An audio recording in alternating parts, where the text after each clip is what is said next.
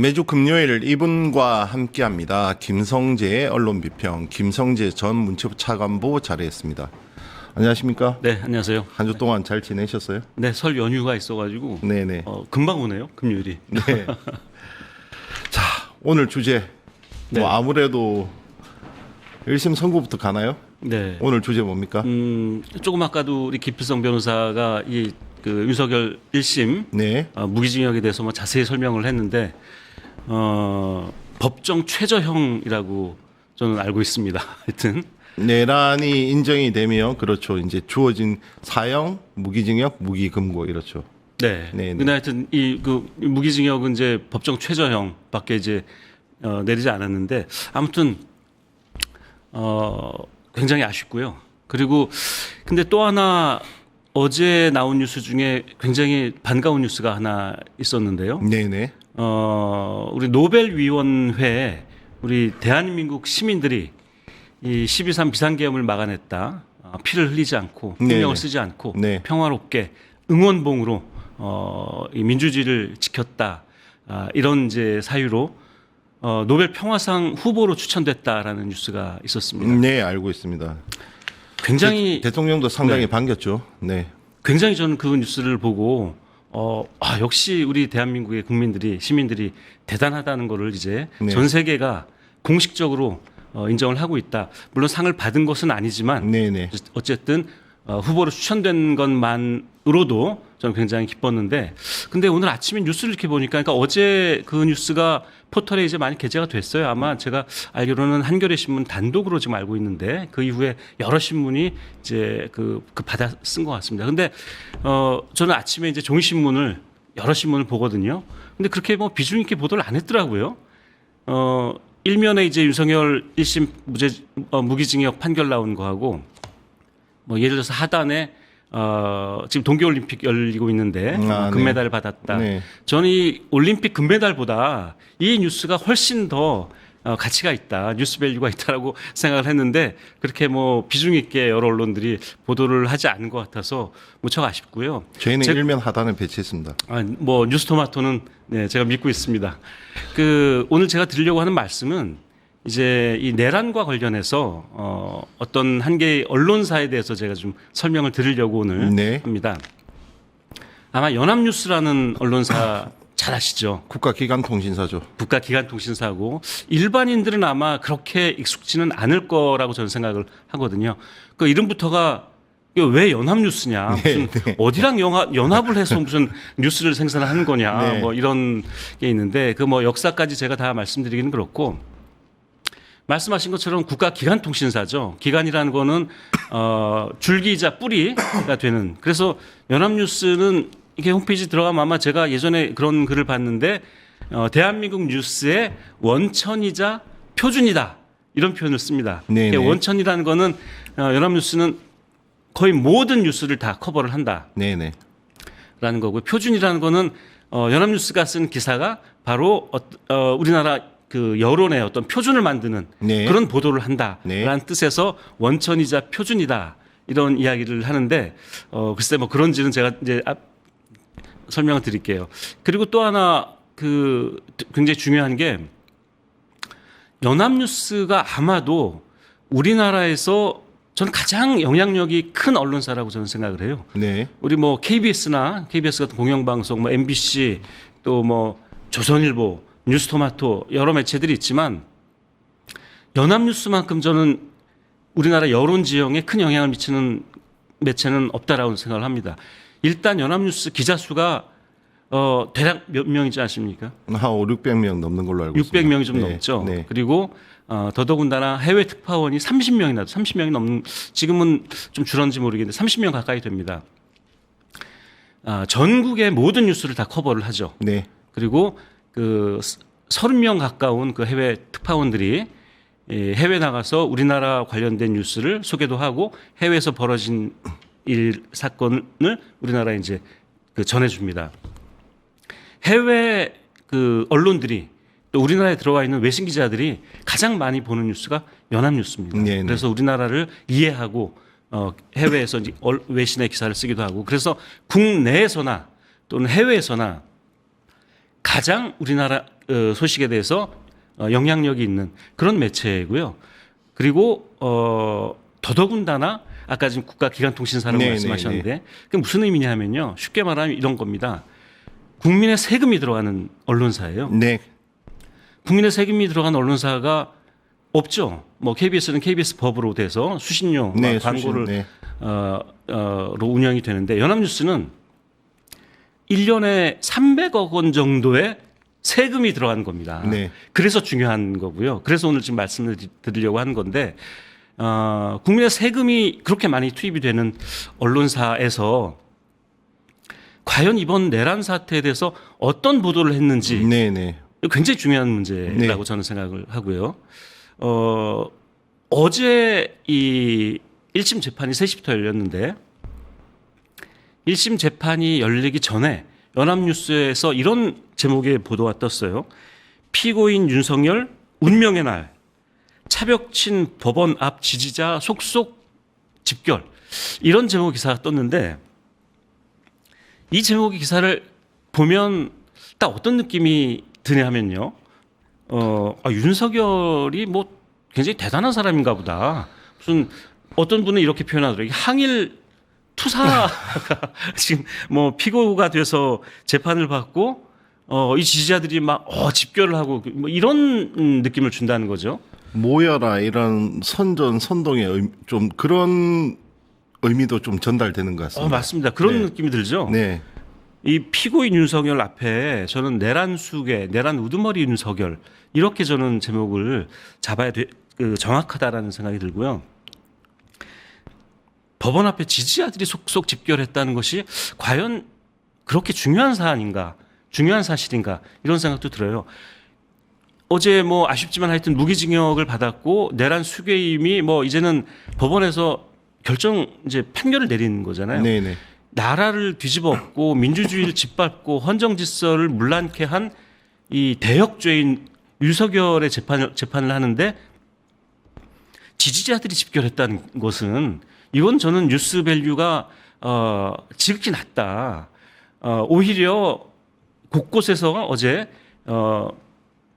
윤석열 내란 수괴에게 사형을 내려라라고 사형을 판결을 하라고 한 그런 집회들이 있었습니다. 광화문에서도 네네. 있었고 네네. 법원 앞에서도 있었고요. 이걸 제목으로 뽑는 게 아니라 그 지지자들이 집결했다. 지금 얘기하신 것처럼 모여라. 지지자들 모여라. 이렇게 선동하는 듯한 이런 보도를 국가기관통신사인 연합뉴스가 했다는 겁니다. 네네. 자, 그 연합뉴스가 지금 이 뉴스뿐만이 아니라 그렇죠. 하나 갖고 지금 말씀을 하실 건 아닌 것 같고 또 다른 보도들은 어떤 문제점의 보도들이 있었습니까? 2024년 12월 3일 내란 직후에 그 뉴스들을 한번 봐야 될 것 같은데요. 그때 어떤 식으로 보도를 했냐면요. 첫째는 이제 그 비상계엄 사태가 벌어지고 전 국민이 충격을 받았고 자 그러면 이 비상계엄 사태가 어떤 의미를 갖고 있고 이것이 왜 문제이고 이게 왜 즉시 해제돼야 되고 뭐 이런 이제 설명들을 해야 되는 거죠. 네네. 그날 연합뉴스가 운영하는 연합뉴스 TV가 있습니다. 네네. 보도 전문 채널 연합뉴스 TV에 이제 그 뉴스의 패널이 이렇게 나왔는데 그날 하루 종일 윤석열을 지지하는 쪽에 패널들만 다 나왔어요. 연합뉴스 TV를 뭐 잘 안 보시는 분들은 그때 뭐 못 보셨겠지만은 이게 이제 시민단체가 이걸 보고 야 어떻게 연합뉴스 TV 국가기관통신사에서 운영하는 보도 채널에서 국민의힘 출신 패널들 그리고 그 전에 윤석열 정부를 지지했던 그 패널들만 이렇게 출연을 시켰느냐라고 문제 제기를 한 겁니다. 네네. 물론 뭐 연합뉴스 TV뿐만 아니었지만 뭐 YTN에도 그 전에 윤석열 대통령을 열렬히 지지하던 그런 뭐 정치평론가 그런 패널들이 나오긴 했습니다만은 연합뉴스 TV는 적어도 국가기관통신사 연합뉴스가 운영하는 곳인데 기계적인 중립조차도 맞추지 않고 네네네. 국힘당을 지지하는 했던 이런 분들만 이제 그 패널로 불러다가 이 방송을 했던 뭐 이런 게 있었고요. 또 제가 생각이 나는 게 그 연합뉴스 이런 기사가 났었죠. 이제 한두 달이 아마 지나고 국회에서 그날 그 계엄군이 국회 진입할 때 실탄을 가지고 갔냐 안 가지고 갔냐, 네네네. 수류탄을 가지고 갔냐 안 가지고 갔냐, 이게 이제 얘기가 나왔죠. 박선원 의원이 실탄을 가지고 간 거 아니냐, 이런 그 나중에 이제 네. 얘기를 했는데 연합뉴스 기자의 보도에 따르면 실탄을 가지고 가지 않았다, 이런 보도가 나왔어요. 근데 그 뉴스는 그 나중에 물론 이게 허위 뉴스다, 오보다, 가짜 뉴스다라는 게 이제 그 박선원 의원의 그 증언을 통해서 증명이 됐는데, 이 기자, 연합뉴스 기자가 실탄을 가지고 가지 않았다라는 그 내용에 근거가 없었습니다. 네. 그냥 기자가 그냥 쉽게 말하면 기자의 뇌피셜로 이런 보도를 했던 거예요. 이거는 뭐냐면은 뭔가 이 비상계엄 내란의 이 문제를 축소하고 뭐라 할까요? 물타기를 했다라고 할까요? 뭐 이런 식의 보도를 했었고요. 또 하나는 아마 이거는 뭐 여러 언론들의 그 내란 이후의 보도에 대해서 그 문제 제기를 할 때 지적이 됐던 문제였는데, 윤석열 탄핵 전후로 또 탄핵 이후에 더 심해졌죠. 극우 세력들의 집회가 네네. 광화문에서 굉장히 이제 네. 자주 일어났고 네. 많이 일어났고요. 우리나라 극우 세력이 아마 다 모인 것이 아닌가 싶을 정도로 거의 광화문 광장을 채우고 이런 그 집회를 열었는데, 물론 주말마다 윤석열 지지하는 탄핵을 하라라고 요구하는 또 시민들의 집회가 또 그 열렸습니다. 네. 이거를 대부분의 언론들이 어떻게 보도를 했습니까? 나란히 보도를 했죠. 네. 똑같은 비중으로. 네. 화면에도 연합뉴스 TV 화면을 보면은 반은 극우 세력의 집회, 또 반은 탄핵 지지 집회, 이렇게 보도를 했습니다. 자, 이게 무슨 문제가 있냐면요.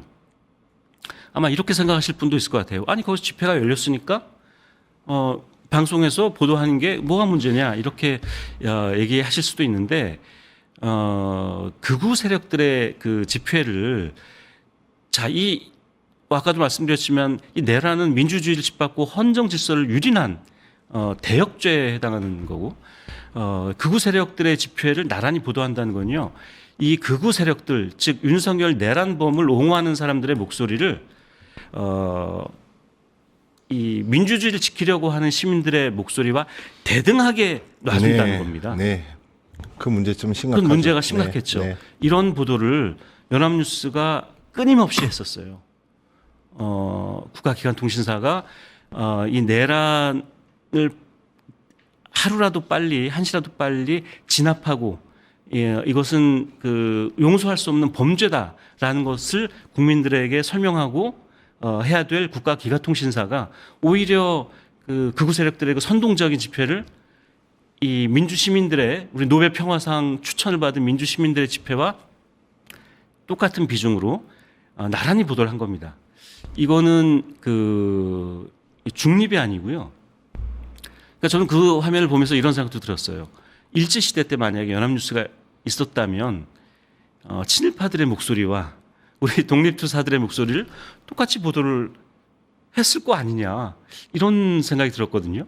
그건 아니지 않습니까? 네. 연합뉴스가 무슨 뉴스의 원천이고 표준이다라는 걸 내걸어 놓고서는 마치 그래서 공정하고 객관적이다라는 것처럼 포장을 해서 매우 불공정하게, 그리고 국가기관통신사로서의 역할을 하지 못하는 보도를 하고 있다, 이런 말씀을 드립니다. 네. 오늘은 연합뉴스의 문제점에 대해서 하나하나 짚어봤습니다. 김성재의 언론비평 매주 금요일 인사드리겠습니다. 지금까지 김성재 전 문체부 차관보와 함께했습니다. 감사합니다. 네, 맞습니다. 네. 유튜브 구독하고 실시간 채팅과 댓글을 남기시면 매일매일 7,000TTCO를 드립니다. 참여 방법은 통통물 어플을 다운로드하고 회원가입과 로그인을 해주세요. 마이페이지에서 나의 회원 고유 번호를 복사해주세요. 유튜브 구독 후 실시간 채팅이나 댓글창에 고유 번호를 한 번만 입력하면 준비 끝! 지금 유튜브 채팅과 댓글 쓰기 참여하고 7,000TTCO 받아가세요.